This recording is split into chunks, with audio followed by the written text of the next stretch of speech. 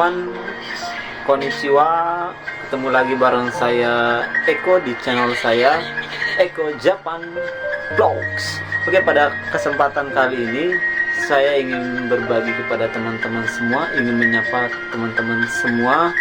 Tapi sebelumnya saya ingin mengucapkan terima kasih untuk teman-teman semuanya yang sudah mampir ke channel saya, kemudian mensubscribe atau berlangganan di channel saya untuk mendapatkan video-video baru dari saya. Oke, arigatou gozaimashita. Oke, pada kesempatan kali ini saya hanya ingin sedikit cerita tentang bagaimana kondisi di Jepang pasca pandemi COVID-19 yang saat ini memang kita tahu semua sedang melanda dunia ya. Dan hampir semua negara perekonomiannya menjadi amburadul efek dari penyebaran virus COVID-19 ini. Ya, seperti yang kita ketahui, awal mula dari virus ini itu berasal dari Wuhan, itu dari Cina ya. Kemudian seiring dengan berjalannya waktu menyebar ke semua negara ya, hampir semua negara penyebarannya, dan dari hari ke hari semakin meningkat ya, semakin meningkat atau grafiknya semakin meningkat. Bagaimana semua negara saat ini sedang berperang menghadapi atau melawan COVID-19 ini, karena seperti yang kita tahu, yang kita rasakan semua, bahwa banyak kerugian besar ya yang diakibatkan gara-gara virus ini ya, terutama di dunia perekonomian. Saat ini saya tinggal di Jepang ya. Di Jepang yang notabene-nya termasuk negara maju sekalipun, itu sepertinya harus mempunyai strategi khusus untuk memerangi virus COVID-19 ini ya. Dan saya yang karena di sini masih berstatus sebagai pelajar ya, yang baru lulus 2 bulan yang lalu ya, bulan 3, itu saya merasakan sendirilah bagaimana susahnya kehidupan ryugakusei, pelajar di Jepang. Bagaimana tidak, hampir sebagian besar tempat-tempat arubaito atau kerja part-time untuk para pelajar itu terpaksa harus diliburkan atau tidak dipekerjakan gara-gara restorannya sepi misalnya, atau hotelnya sepi misalnya ya.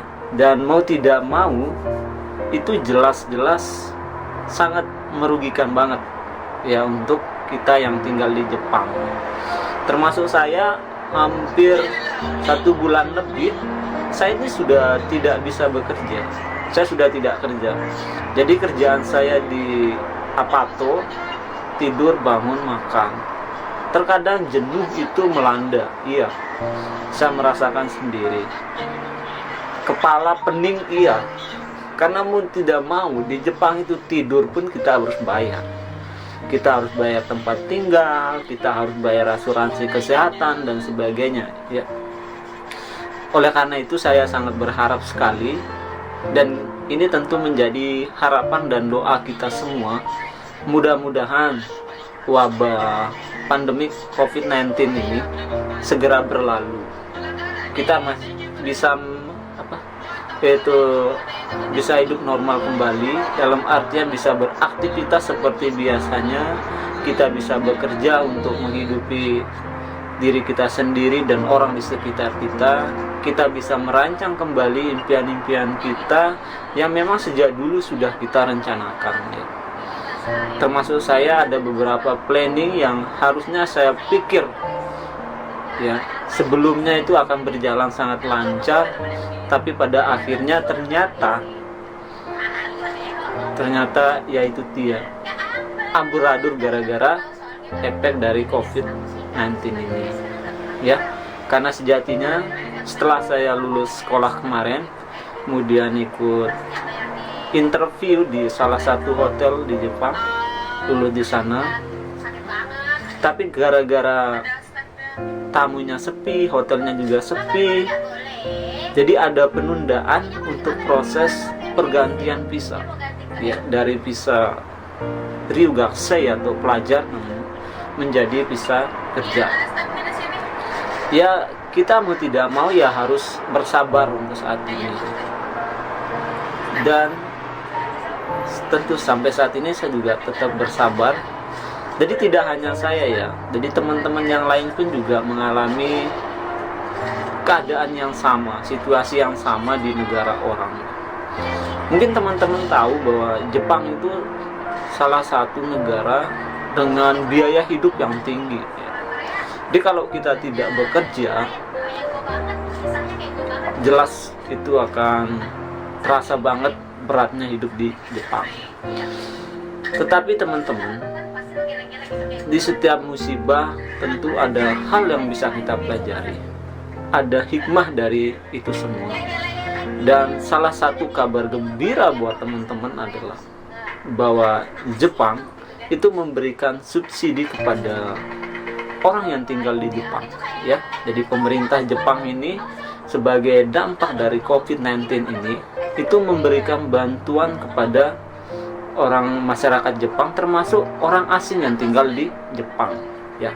Salah satu bantuan yang pernah saya baca di berita dan saya dengar kabarnya dari banyak sumber, dari teman dan dari orang yang kita percaya, orang Jepang, yaitu masing-masing warga atau masing-masing penduduk yang memiliki KTP resmi di Jepang itu mendapat uang sejumlah 10 mang, ya.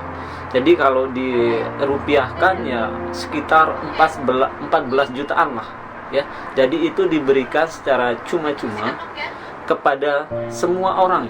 Yang penting syaratnya adalah memiliki KTP resmi Jepang, ya. Termasuk saya mungkin akan dapat, ya. Jadi tapi saat ini memang kita sedang menunggu, karena pemerintah Jepang secara bergilir akan memberikan formulir yang nantinya dalam formulir itu kita akan mengisi nama, nomor rekening kita dan sebagainya, ya. Baru nanti akan ditransfer ke rekening kita masing-masing, ya.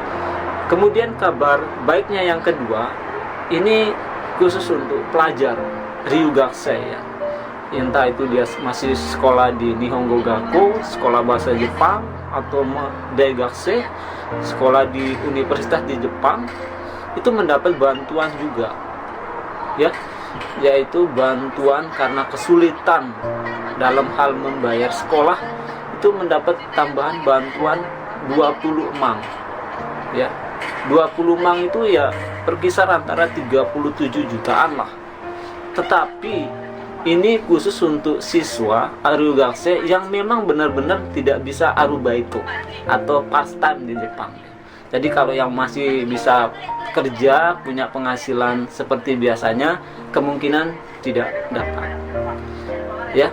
Jadi buat teman-teman yang ada di Jepang, kita bersabar dulu, kita berdoa semoga keadaan ini segera membaik dan kita bisa bernapas dengan sangat lega lah istilahnya, ya, seperti biasanya. Karena saya yakin teman-teman semua termasuk saya merasakan bagaimana beratnya kehidupan di Jepang, kehidupan tanpa kepastian lah menurut saya, ya.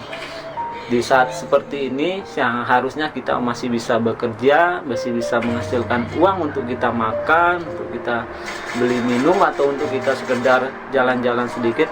Tapi pada akhirnya karena keadaan ini, karena efek dari virus COVID-19 ini, sehingga kita tidak bisa melakukan itu semua, ya. Jadi kita berdoa, berharap, bersabar, tawakal, dan sembari kita menunggu bantuan dari pemerintah Jepang sendiri, mungkin di kamar yang kecil ini, di tempat tinggal masing-masing, kita masih bisa berkreasi, bisa membuat kreativitas sesuai yang kita minati, ya, apapun itu untuk mengisi waktu luang kita, ya.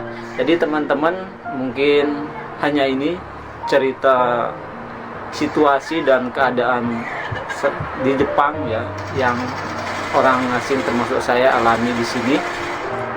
Jadi buat teman-teman, sekali lagi terima kasih sudah menonton video ini sampai selesai. Yang kemudian saya mohon bantuan dari teman-teman semua untuk terus support channel ini dengan cara klik subscribe, like, dan share kepada siapa yang ingin kalian bagikan. Oke, terima kasih dan arigatou gozaimashita. Sayonara. Bye bye.